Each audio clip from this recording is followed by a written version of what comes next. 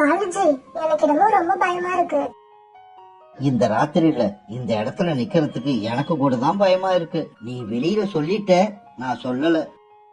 ஐயோ காலேஜ், நான் சொன்னது இந்த பயத்தை பத்தி இல்ல.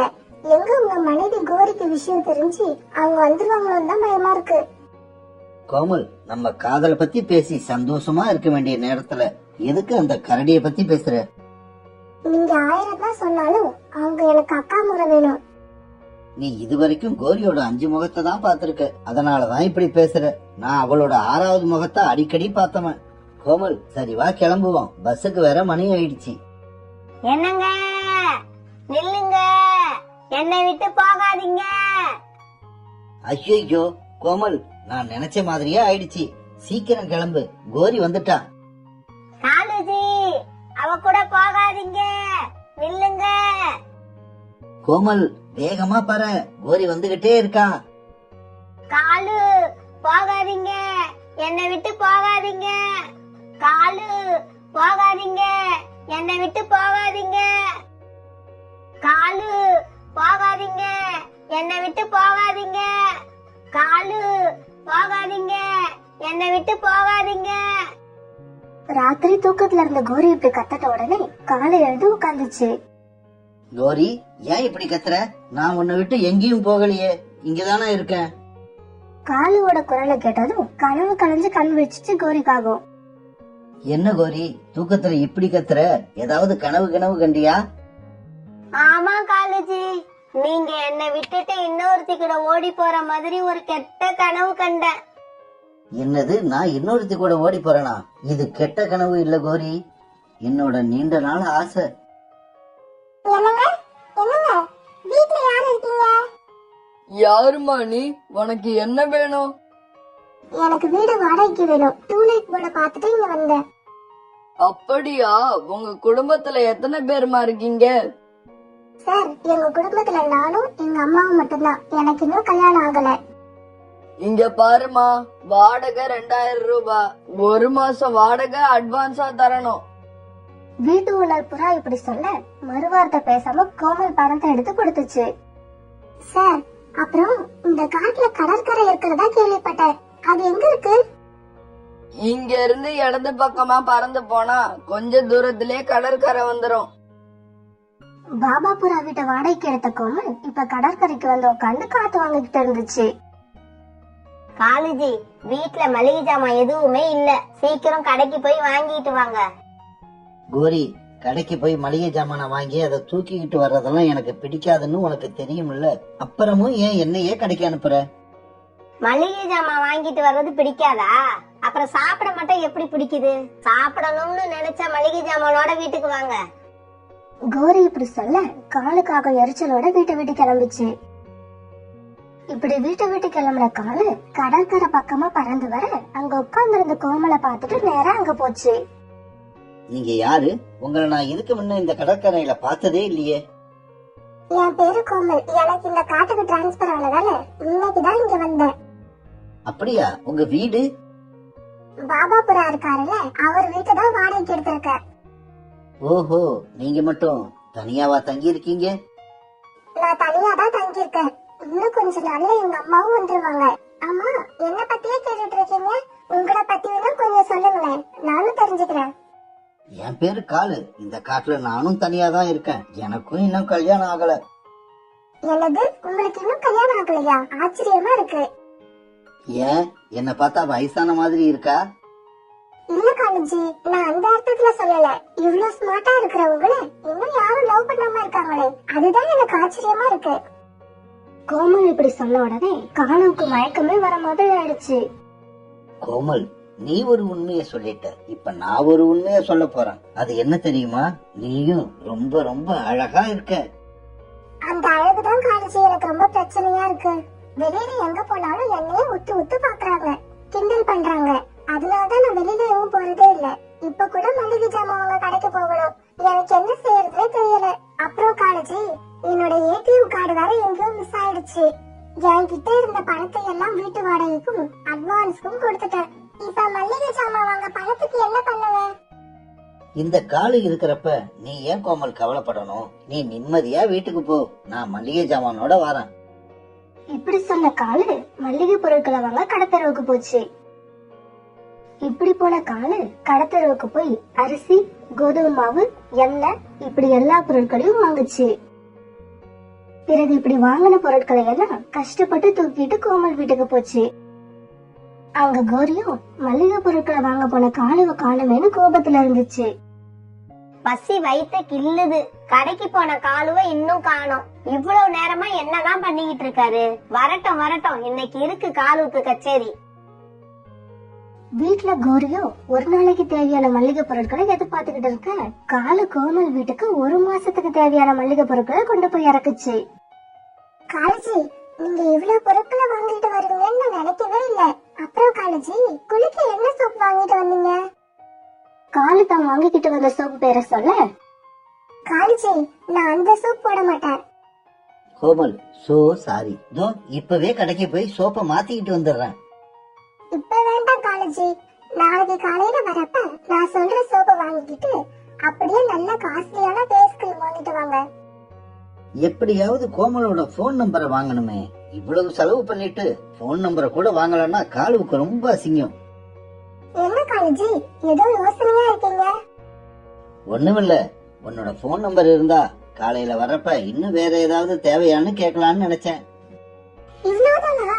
எழுதிக்கங்க காலஜி. 1010100101. சரி கோமல், நான் கிளம்புறேன். வீட்டுல வேலைக்காரி சாப்பாடெல்லாம் செஞ்சு வச்சுட்டு எனக்காக வெயிட் பண்ணிக்கிட்டு இருப்பா. நான் போய் சம்பளம் கொடுத்தாதான் போவா. காலஜி, ஒரு சின்ன விஷயம். காலையில நீங்க வரும்போது கண்ணாடி போட்டுட்டு வாங்க.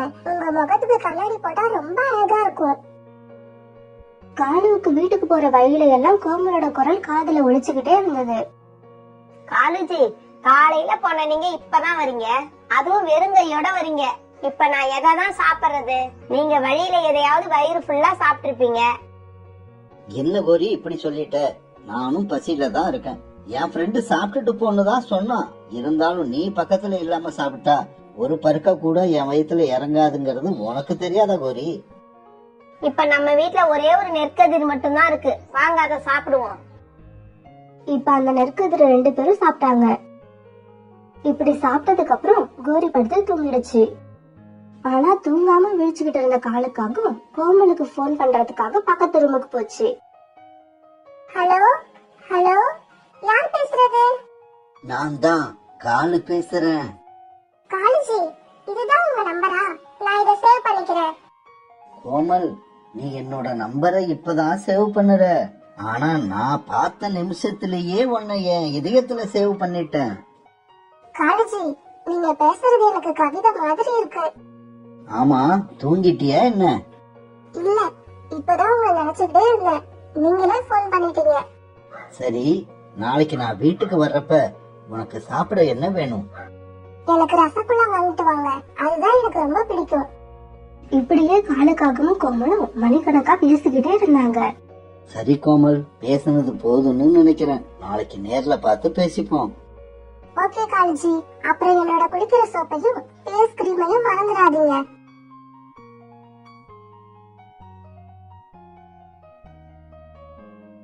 மறுநாள் காலையில காலுக்காக கண்ணாடி போட்டுக்கிட்டு அழகு பாத்துக்கிட்டு இருந்தது. அத ரூமுக்குள்ள வந்து பார்த்த கோரிக்கு பயங்கர கோபம் வந்துச்சு. காலு, இப்படி எல்லாம் நடந்துக்கிறதுக்கு உங்களுக்கு வெக்கமா இல்ல? உங்க வயசு என்னன்னு கொஞ்சம் யோசிச்சு பாத்தீங்களா? கோரி, எனக்கு என்ன வயசாயிடுச்சு? என்னோட ரெக்கைகள்ல ஒரு வெள்ள முடிய காட்ட முடியுமா உன்னால? பாக்குறதுக்கு உன்னை விட இளமையாதான் நான் இருக்கேன்.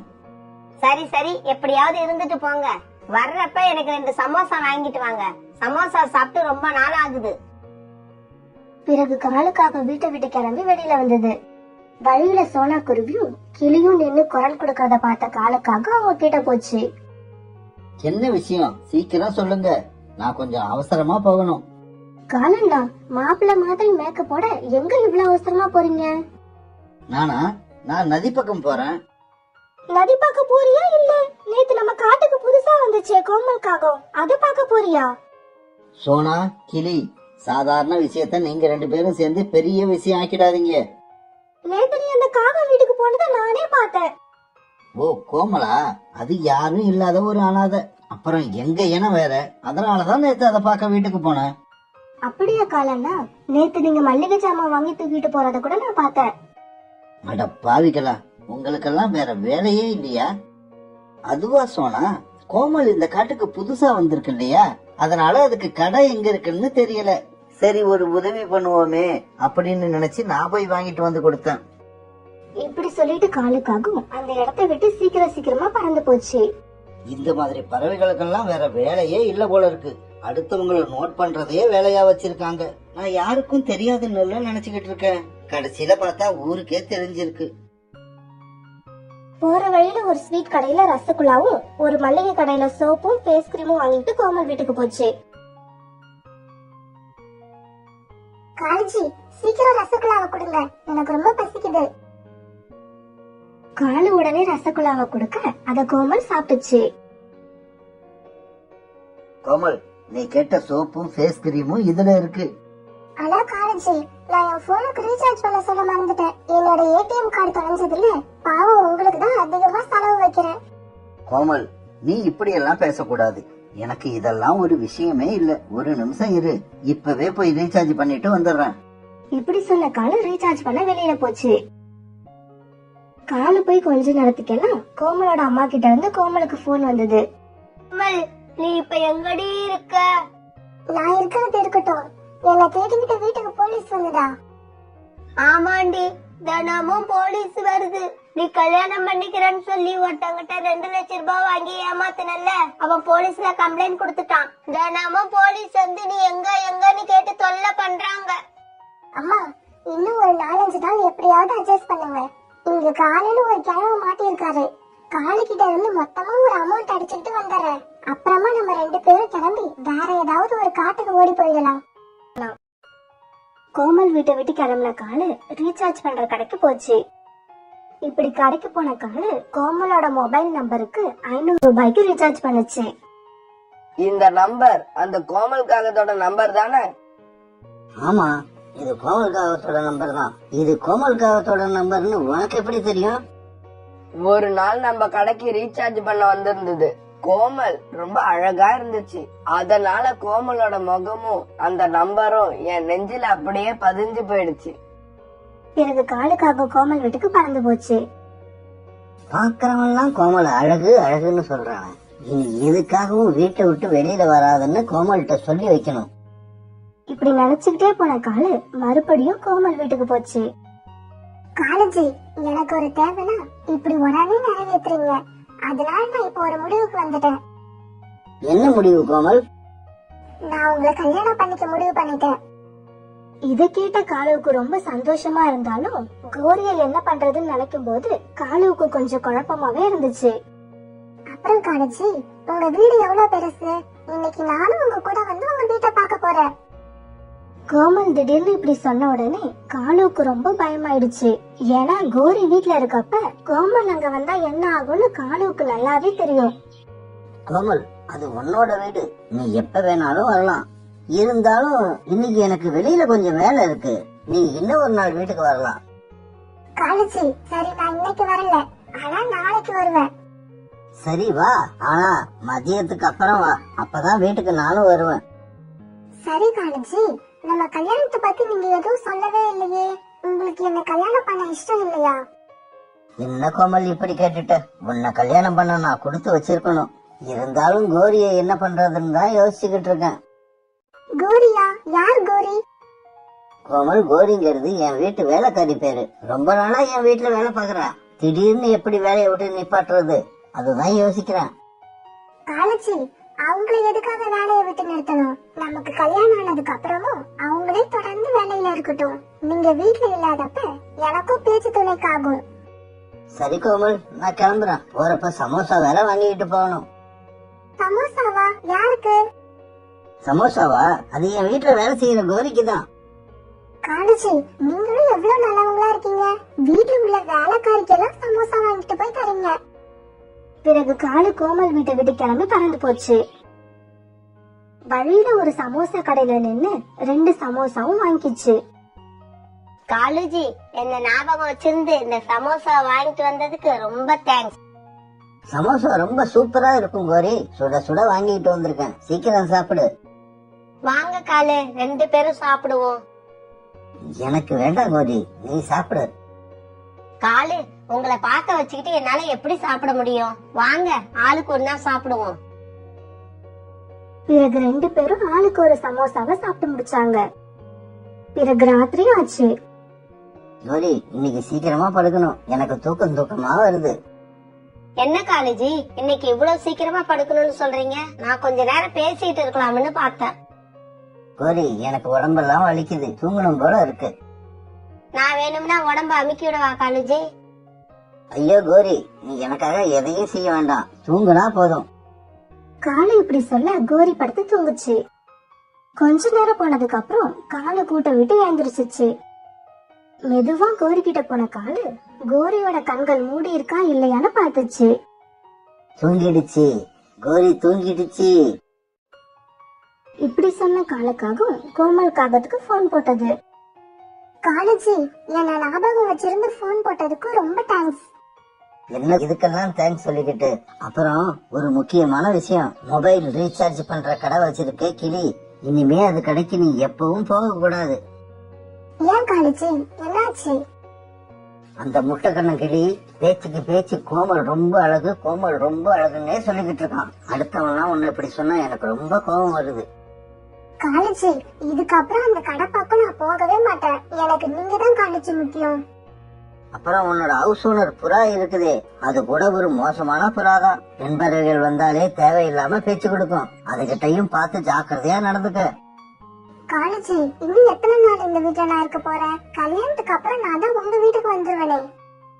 அட ஆமா, நான் அத மறந்துட்டேன் பாரு. அப்புறம் கோமல், நாளைக்கு நான் வரப்ப ஏதாவது வாங்கிட்டு வரணுமா? காலேஜி, நாளைக்கு காலையில நீங்க இங்க வர வேண்டாம். மதியானத்துக்கு அப்புறம் நானே உங்க வீட்டை பார்க்க வரேன். வழக்கம் போல இன்னைக்கும் காலும் கோமலும் ரொம்ப நேரம் பேசிக்கிட்டே இருந்தாங்க.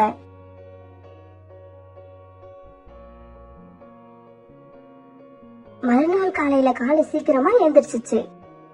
கோமல் வீட்டுக்கு வர்றப்ப கோரி இங்க இருந்தா சரியா வராது. கோரியை எங்கேயாவது வெளியில அனுப்பணும். எங்க அனுப்புறது, எப்படி அனுப்புறது? இப்படி யோசிச்சுக்கிட்டு இருந்த காலுவுக்கு ஒரு நல்ல ஐடியா கிடைச்சது. இந்த ஐடியா தான் சரி, இப்படியே செய்வோம். கோரி, எழுந்திரி. எவ்வளவு நேரம் தான் தூங்கிக்கிட்டே இருப்ப, சீக்கிரம் எழுந்திரி. காலேஜி, என்னாச்சு? ஏன் இவ்வளவு அவசரமா எழுப்புறீங்க? கோரி, ரொம்ப நாளா உங்க அம்மாவை போய் பாக்கணும்னு சொல்லிக்கிட்டே இருந்தீல்ல, இன்னைக்கு போய் பாத்துட்டு வந்துரு.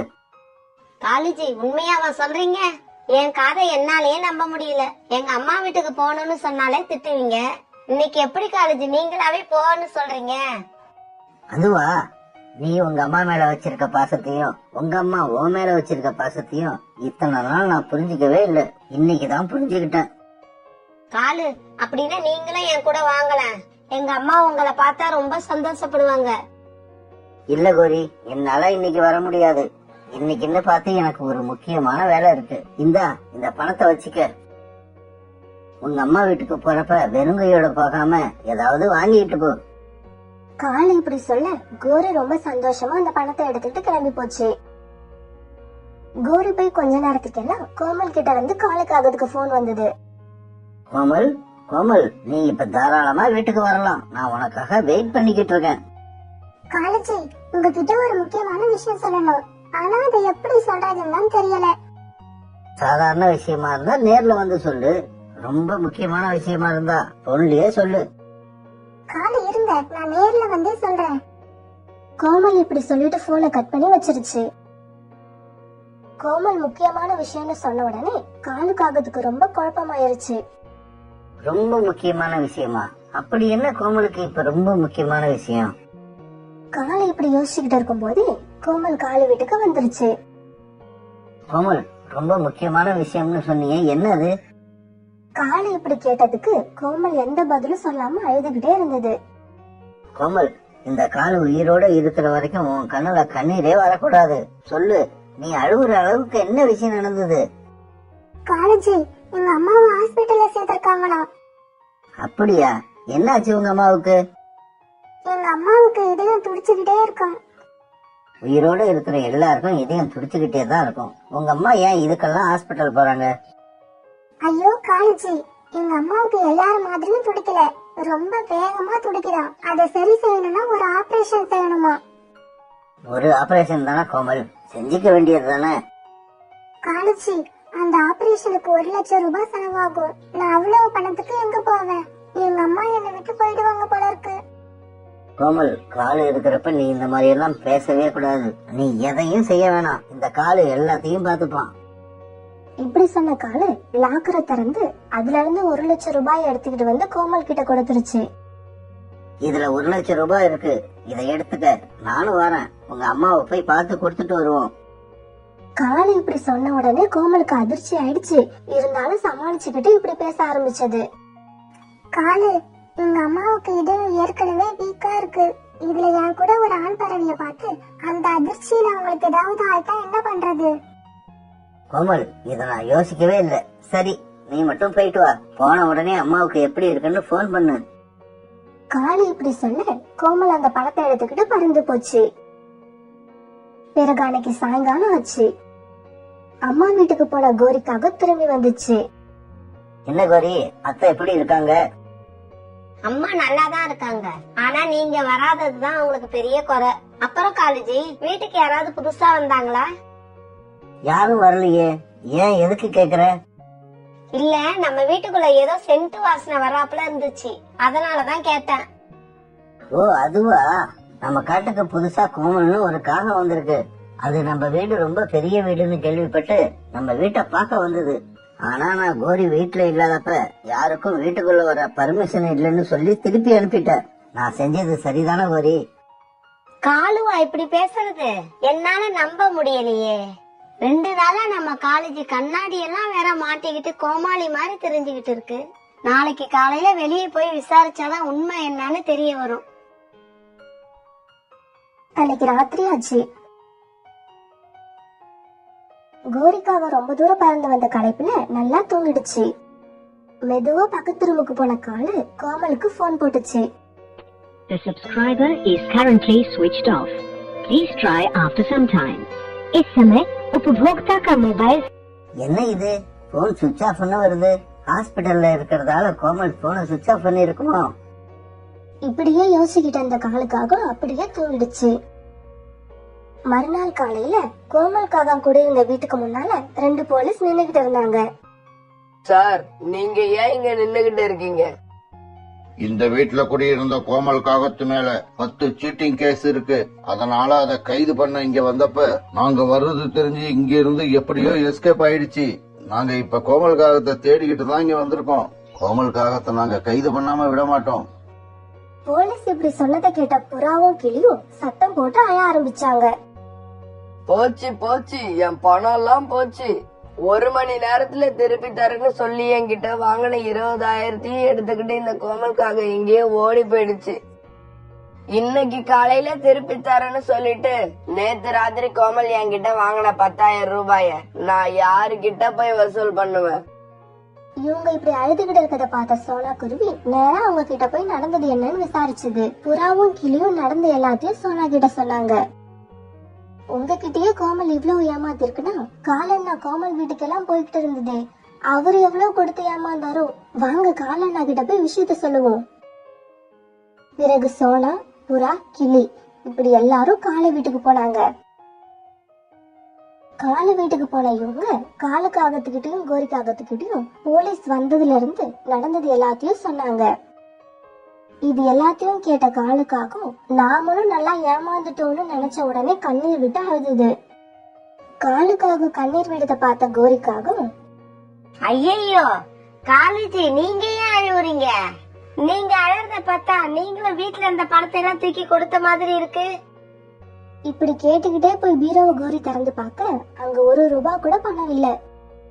கோரி, என்ன மன்னிச்சிடு கோரி, நான் பெரிய தப்பு பண்ணிட்டேன். கோமல் அவங்க அம்மாவுக்கு ஆபரேஷன் சொன்னதை நம்பி இருந்த பணத்தை எல்லாம் கொடுத்து ஏமாந்துட்டேன். இப்படி பணத்தை கொடுத்தவங்க எல்லாம் அழுதுட்டு இருக்க கோரி மட்டும் அழாம இருந்தது சோனாவுக்கு ஆச்சரியமா இருந்தது. கோரி அக்கா, உங்ககிட்ட இருந்த பணம் பூரா இப்படி போனது உங்களுக்கு வருத்தத்தை கொடுக்கலையா?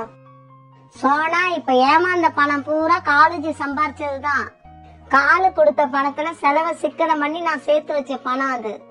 இதே மாதிரி என்னால மறுபடியும் பணத்தை சேர்த்து வைக்க முடியும். ஆனா இப்ப நான் ரொம்ப சந்தோஷமா இருக்கேன். ஏன்னா இதுக்கப்புறம் இந்த காட்டுக்கு எத்தனை பெண் காகங்கள் புதுசா வந்தாலும் காலேஜ் கண்டிப்பா பல்ல இழிச்சுக்கிட்டு அந்த காகங்கள் பின்னாடி போகாது. இதுதான் இப்ப நான் சந்தோஷமா இருக்க காரணமே. ஒரு நாள் சாயங்காலம் காலுக்காக கோமல் காகத்துக்கிட்ட ஏமாந்து நினைச்சுக்கிட்டு கடற்கரையில உட்கார்ந்து இருந்துச்சு. ஐயோ சாமி நீ எனக்கு வேணா, பொய் பொய்யா சொல்லி ஏமாத்துனது போதும். அப்ப அந்த காட்டுக்கு புதுசா வந்த பெண்காக ஒண்ணு அங்க வந்து உட்காந்துச்சு. ஹலோ சார், நான் இந்த காட்டுக்கு புதுசா வந்திருக்கேன். எனக்கு வாடகைக்கு வீடு எதுவுமே கிடைக்கல. நீங்க கொஞ்சம் ஹெல்ப் பண்ண முடியுமா? தாராளமா செய்யறேன். அதுக்கு தானே நான் இருக்கேன். உங்களுக்கு இந்த காட்டுக்கு டிரான்ஸ்பர் ஆகி வந்திருப்பீங்களே. சார், ரொம்ப கரெக்டா சொல்லிட்டீங்க. நேத்து தான் எனக்கு இந்த காட்டுக்கு டிரான்ஸ்பர் ஆச்சு. அதனாலதான் இங்க வந்தேன். அப்புறம் இன்னும் ஒண்ணு சொல்லவா, உங்களுக்கு இன்னும் கல்யாணம் ஆயிருக்காது. கூட உங்க அம்மா மட்டும் இருப்பாங்களே. சார், எனக்கு ரொம்ப ஆச்சரியமா இருக்கு. எப்படி சார் இவ்வளவு கரெக்டா சொல்றீங்க? பெண்காக இப்படி சொன்னதுக்கு அப்புறம் காலு வாய்க்கு வந்தபடியெல்லாம் அந்த காகத்தை திட்டி தீர்த்துச்சு.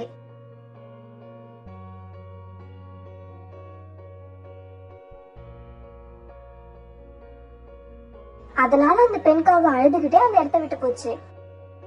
இவன் சரியான பைத்தியமா இருப்பான் போல இருக்கு. இவன் கிட்ட போய் உதவி கேட்டது நம்ம தப்பு.